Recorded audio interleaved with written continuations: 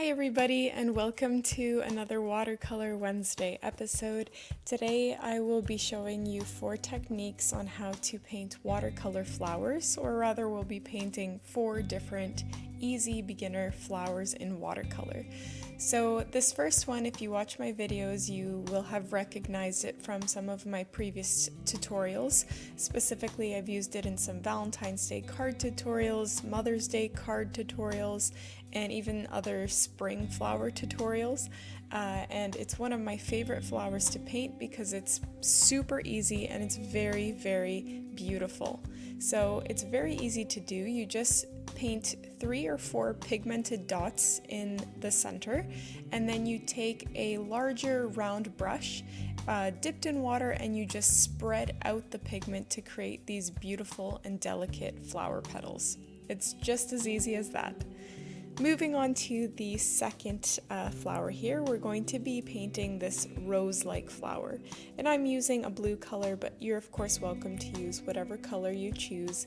And you're basically just creating these half moon shapes that are angled towards the center, and you kind of just fill in the gaps going in a circular pattern here. There's no specific formula on how to make this flower really nice. You just keep going and creating these half moon shapes until you're happy with the width of your flower, and you can even finish the flower off with some smaller half moons towards the edges. Once that has dried, you can either leave the flower the way that it is, or you can add some accent ink, I guess. So just take some pigmented watercolor using the same color you used before, it's just less watered down, and you can outline just the bottom portion of those half moons, and this will just add another level of detail in your flower. For this third flower, we're going to be painting these sweet peas, and I have released a tutorial on sweet pea paintings in the past, but I thought it would be fun to include in this quick and easy flower guide. So it's hard to tell what I'm painting because I'm just using water, but you want to paint these irregular diamond shapes for the flower petals, and you just want to use water for that portion because we're just going to use the natural effect that using the wet on wet technique gives off. We're going to use that, and we're going to use it to our advantage. So I'm using a purple here, but the purple watercolor that I have is there's something wrong with the pigment or the consistency of it, so it doesn't spread as nicely as I want it to. So in a moment you'll see me going over this again with a slightly different color, and it will spread out and bleed into the water as we want it to. And that's basically what you want to do. You want to just outline the flower petals with a little bit of your watercolor, and then just let the natural effect of the wet on wet technique do its thing. So here you can see that I'm using the blue.